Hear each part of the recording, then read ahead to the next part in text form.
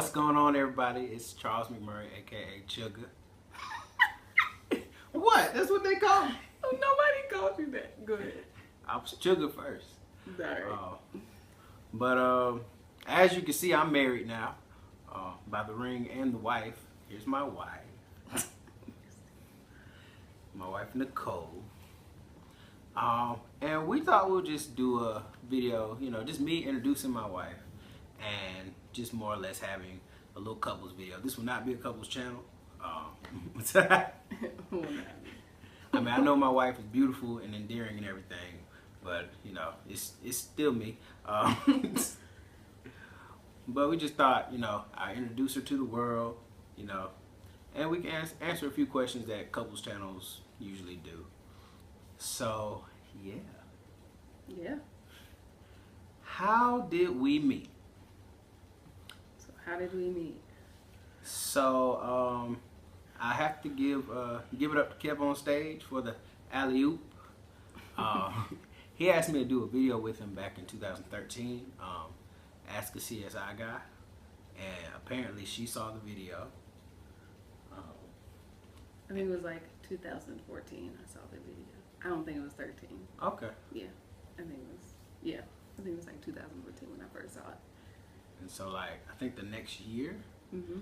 he reposted one of my videos on Instagram, on his Instagram, and she saw that. Yep. Right. Yep. And then she started following me on Instagram. Yeah. Turned into a stalker. And then I was like, ooh, who is this on Instagram? Following me. So I followed back because she was cute. You're stupid. It's true. And then I don't know, how long was I following you? Like 8 months? I don't even think it was that long. Yeah. I don't know. It wasn't that long. It was a couple months, maybe. A couple months. Yeah. So I made her my woman crush Wednesday. I was being thirsty. I didn't know her from anybody. But I was like, she cute. She my woman crush this Wednesday. And she was all flattered, like, oh my God, thank you. And then I didn't do all that, but okay. and then she went and found me on Facebook and messaged me. And I was like, this is a sign. And so we became friends on Facebook. I messaged her out of boredom and told her I was messaging her out of boredom. She didn't like that too much. Well, no, it didn't. That wasn't. I think we had maybe a conversation or two prior to that day. I think just back and forth, just random short questions, getting to know each other. And then one day I was at work and you text me, or no, you messaged me, because I don't think we had either of those numbers yet, but you messaged me and was like, hey, what are you doing? I'm bored. And I was like, I think we hadn't talked for probably 2 or 3 weeks. Yeah. And then you just randomly messaged me. It was like, hey, keep me occupied because I'm bored. I was like, okay. And who are you? Who do you think you are? And so, yeah, we just started talking. We got each other's numbers. And yeah, that wasn't a good day, though. It was not. No. It was not. We thank God for my sister, because I was about to cut you off already. I've heard from you 3. Not that we were anything. I was like, you fell off the face of the earth, and 3 weeks later, you hey, I'm bored. And I'm like, but I'm not, because I'm at work, so you can leave me alone.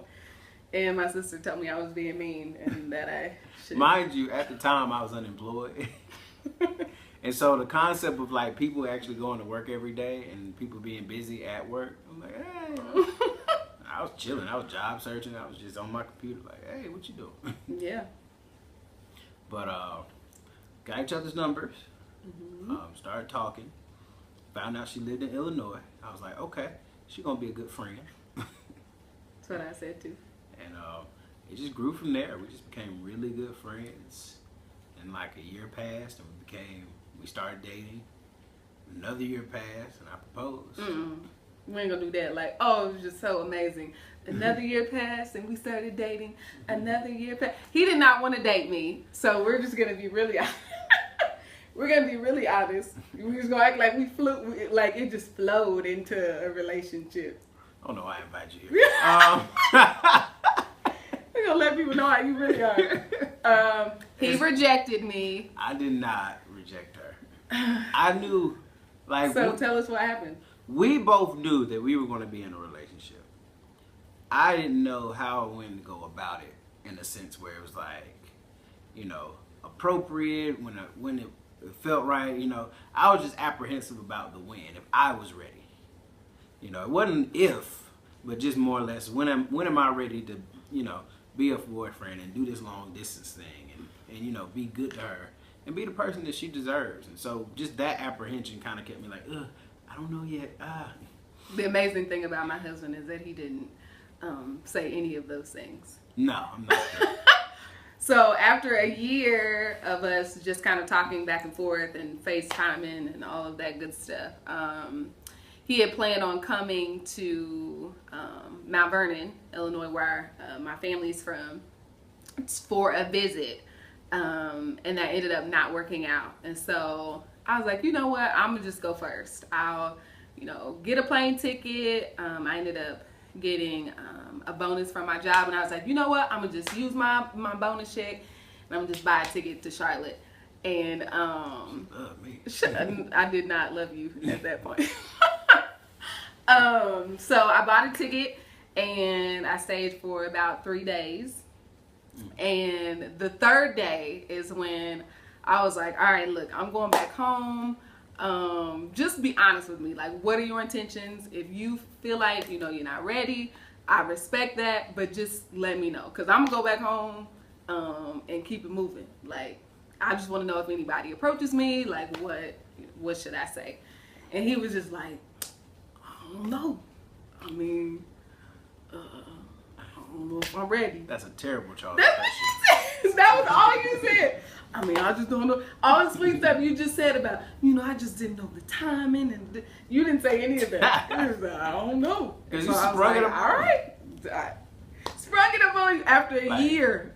I sprung it up on them, y'all. Like literally, it was the quintessential "what are we" conversation, and it went exactly like "what are we" conversations go.